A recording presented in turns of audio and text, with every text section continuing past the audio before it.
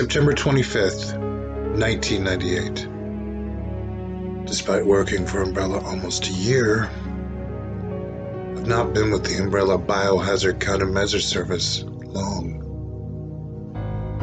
I'd say I miss being in the U.S. Marines, but I didn't really choose that life either. No.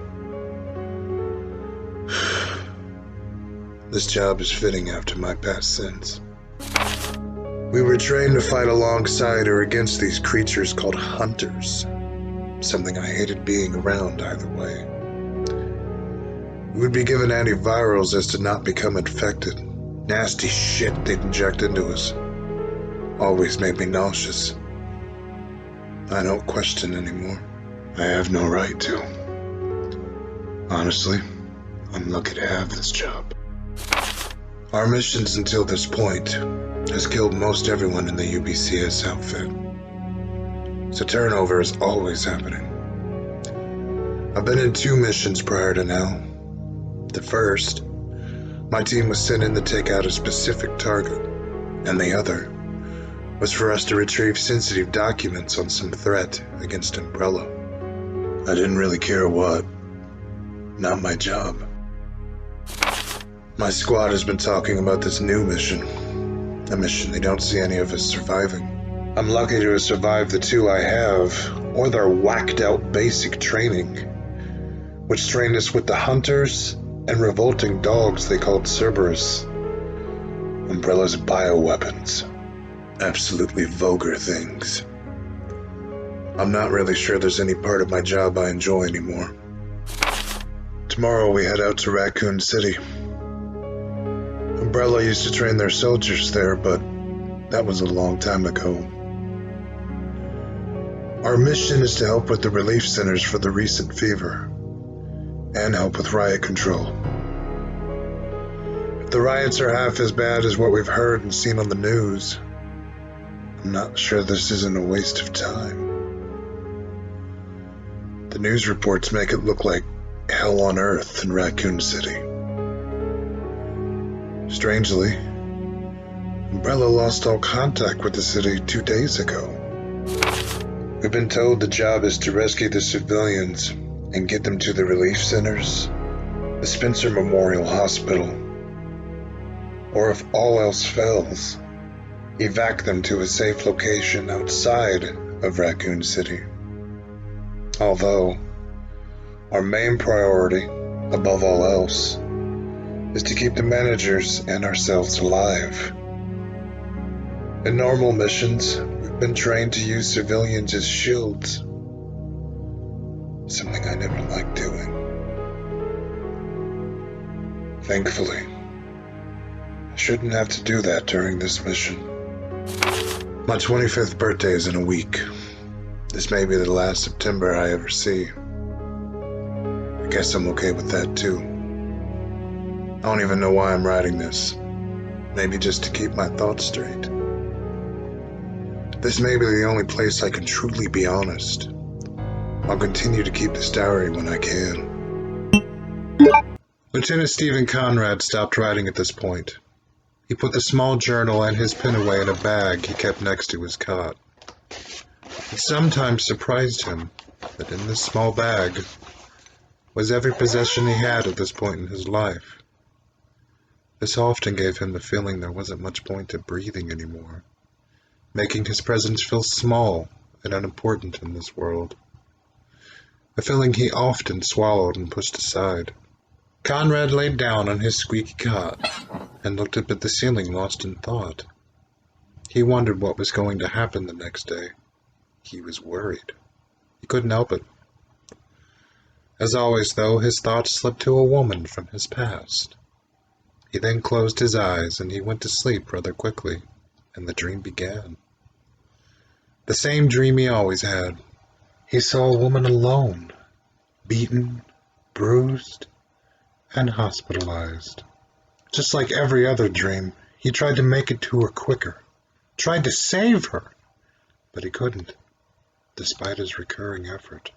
This dream was going differently than normal, however. The hospital faded away, leaving the woman and him alone on a desolate street. running from some unknown entity. Conrad trips and she runs ahead of him down an alley, trying to duck from something. This separated the two. She was obviously fearful for her life.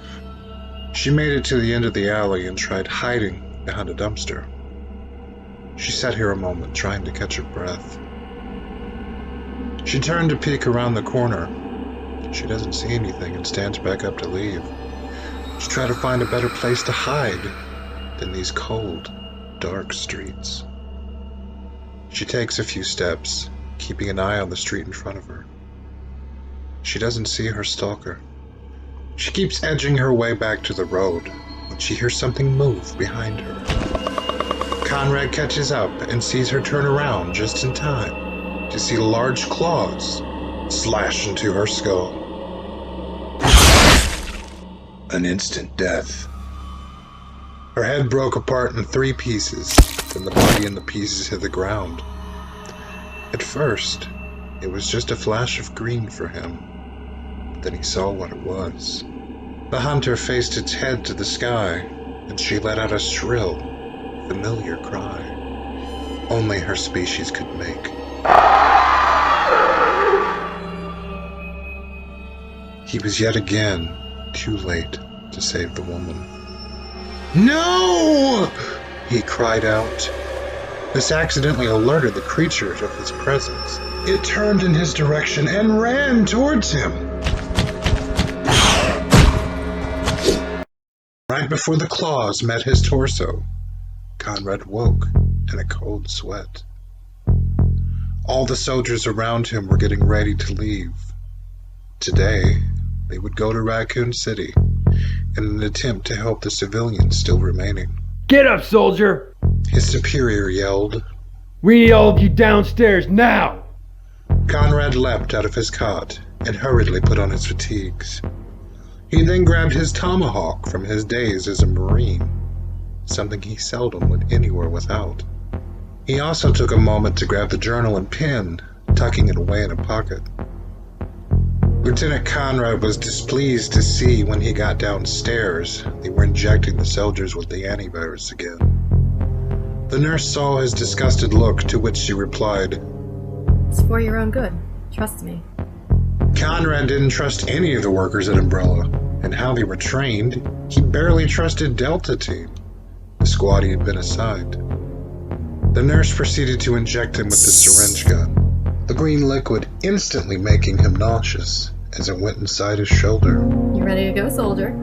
See, that wasn't so bad. Next time I'll give you a sucker." Conrad half smiled back at her and got up to leave. His next destination, the armory.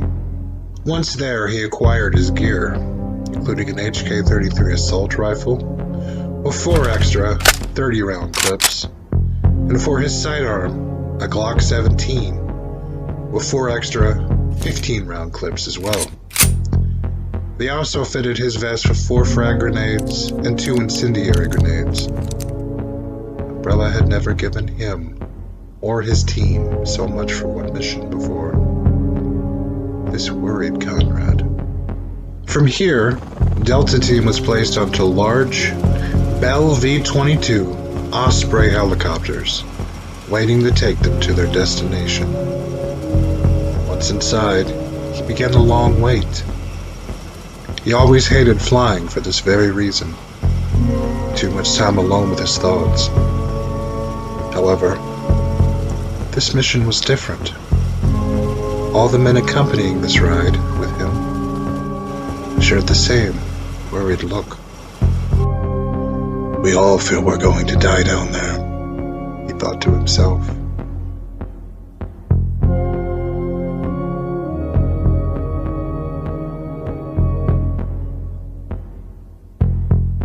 A few hours later in mid-afternoon, they reached their destination, Raccoon City. Some of the helicopters were trying to land in the streets further into the city, but Conrad's pilot was taking a much safer approach.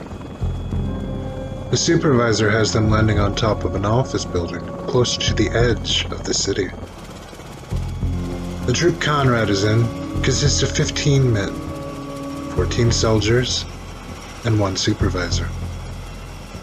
He was curious to why the supervisors were even here.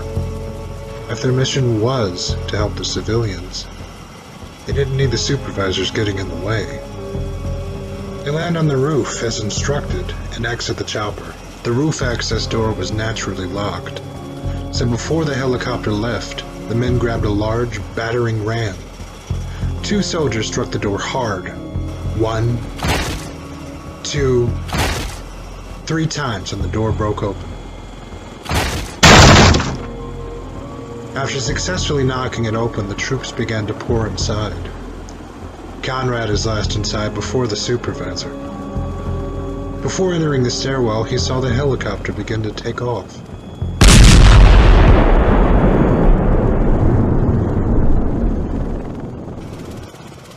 Conrad first heard a large explosion in the distance. Could things really be going bad already? After that, the chopper sound faded, and he could hear something far worse than the sound of an explosion. He could hear the most frightening sound he'd ever heard in his life. A mournful sound.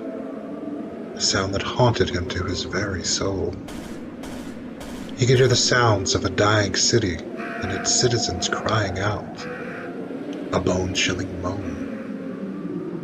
Gunfire could be heard sporadically, too.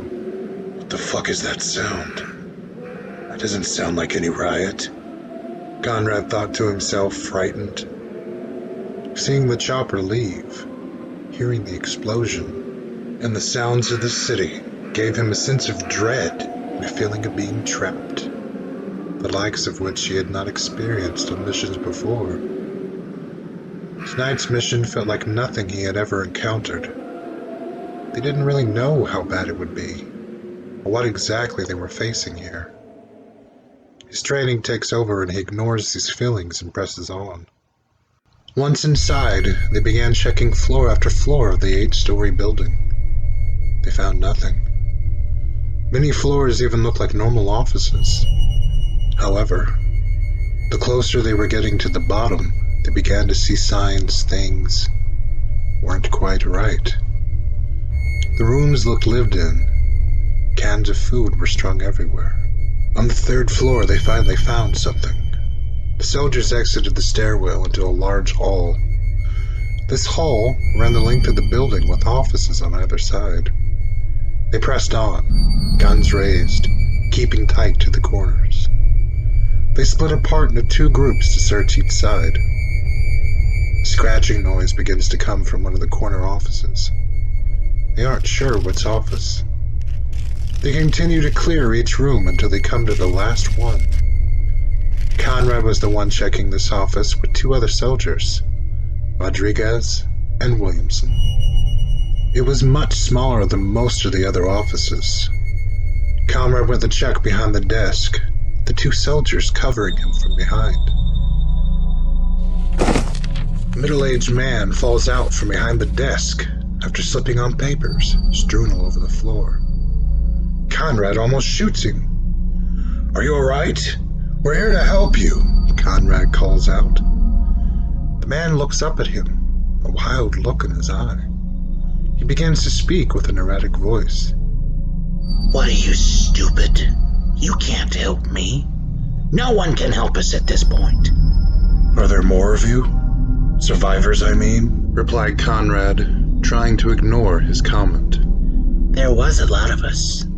We were held up on the floors of this building, but we began to die. The lower floors are filled with dead bodies. This led many of the survivors to leave. There's no one left alive in this building anymore. I can't speak for the rest of the city, but this place is empty besides me. How is it you think you're going to help us? When can we leave?" "We're to take you to the relief centers and protect you from the riots. However, it doesn't sound like the riots are an issue anymore." "No, dumbass. That's not an issue now. The riots haven't been an issue for a few days. Now we're having to try to survive monsters," he informed Conrad with an insane look on his face. The soldiers half laughed in disbelief. Even with dealing with bioorganic weapons, they didn't see anything like that being here in this city. Although Supervisor Carpenter didn't seem surprised. Conrad could see a look of worry stretched across Carpenter's face. This confused Conrad. Hey, dumbasses! Again! When can we fucking leave? If things were to go bad, we have an evac set for a little under 24 hours from now to take survivors out of the city. What were you doing behind the desk anyway? I've spent the better part of 2 hours trying to find a goddamn bottle of booze in these fucking desks. So for nothing. I know some of the workers have some, but I can't find it. Am I to wait here? I'm not going back onto the streets! Conrad was grabbed by the man, a look of desperation in his eyes. Unsure of what to do, he turned back to Supervisor Carpenter, standing in the hall. He can stay here. We can use this office as a base of operations for the time being. Our next destination. Supervisor Carpenter stopped and pulled out a map of the city. He had circles on the map. He pointed to one and continued. Here. There's another office building Umbrella ran I'd like to check. It's 2 blocks over. I asked the pilot to land us there, but he said he couldn't with the way the building is made.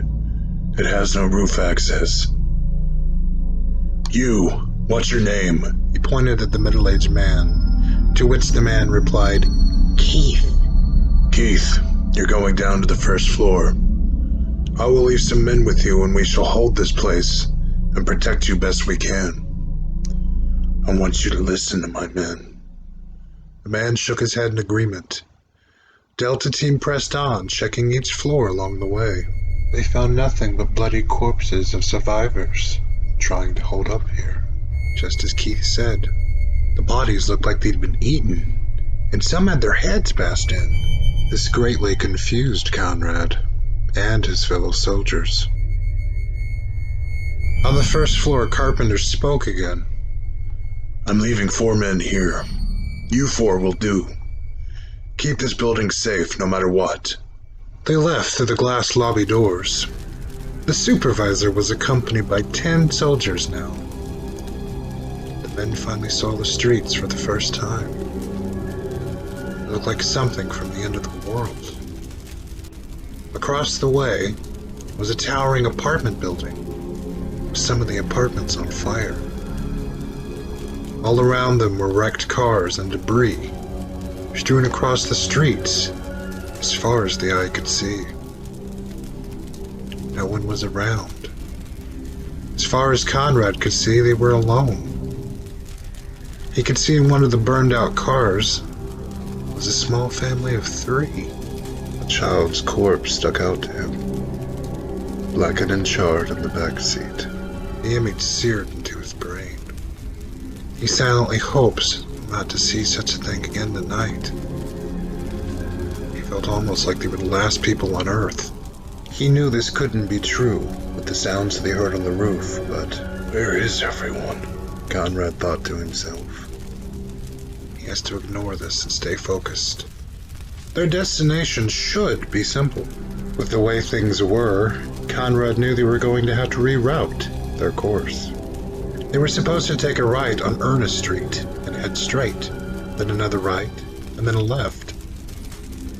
That was going to have to change, because of the intersection they needed to use is a fire truck turned over on its side and burning.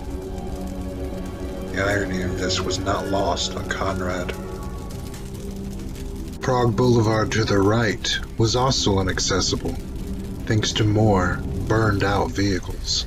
Let's try ducking through that restaurant and out the back, Carpenter said. The restaurant looked like it was once a fancy place from the outside. It was named Raccoon's Delight. They stayed vigilant, never lowering their weapons as they crossed the street, not sure of what may be in the area. Once they reached the door, 2 soldiers pressed their backs to either side of the door. The rest aimed their guns at the door, while one soldier knelt to the ground and cautiously opened the door. The two soldiers on the sides of the door then hurried inside, followed by the rest of the soldiers. The dining room doesn't look much different than the outside. Many tables were knocked over on their side. Crimson blood was all over the baby blue walls, the sandy-colored carpeting, and the white tablecloths. Something is strange about this scene. Something that severely stuck out. Where the hell are the damn bodies? Asked Rodriguez, with fear in his voice. I have no idea, answered the supervisor. Conrad could tell by Carpenter's tone he was as nervous as they were. From the kitchen rang a loud noise, the sound of a pan hitting the floor. All the soldiers frantically pointed their weapons in the direction of the noise. Check it out, Carpenter said. A large soldier with the name of Landis carrying a huge machine gun moved forward. He pushed the door open with his weapon, and the soldiers followed him closely into the kitchen. A woman is crouched over what was clearly a dead man, laying on the floor in a pool of his own blood, next to one of the large grills. They heard a strange tearing sound, over and over. Landis slowly steps forward. Ma'am, we're here to help. Are you alright? Ma'am? Landis reached out to grab her shoulder. A soldier with the name of Dante came up next to Landis to cover him, weapon drawn. Landis's hand met her shoulder. Ma'am, again, are you?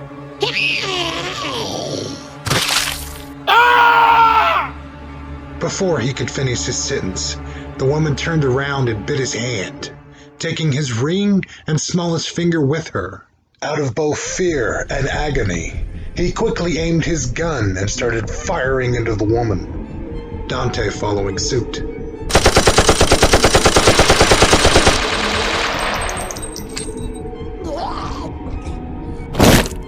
She fell to the ground. What the hell was that?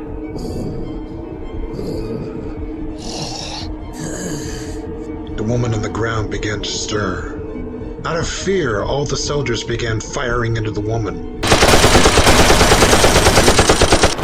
She fell again. They watched closely as she begins to turn over to her side, trying to crawl, despite large chunks being taken out of her by the onslaught of weapon fire.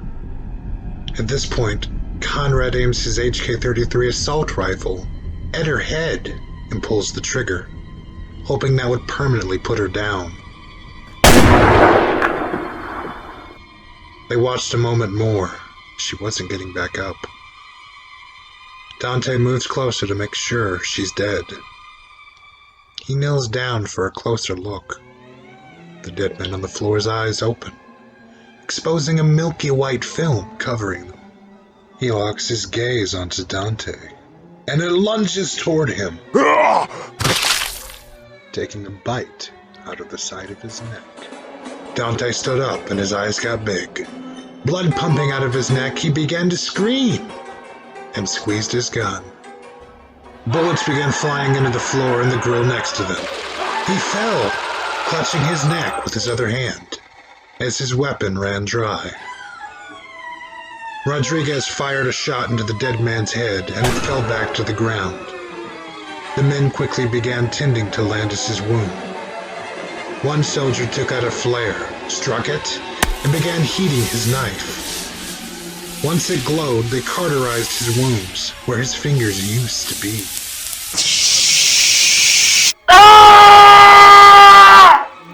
He screams and almost passes out. The gunfire and the screams from the soldiers could be heard outside, a good block down the road. All around them, the dead began to walk in their direction. All manner of creatures began to screech, growl, and howl. The soldiers were no longer alone anymore. They were about to have massive company.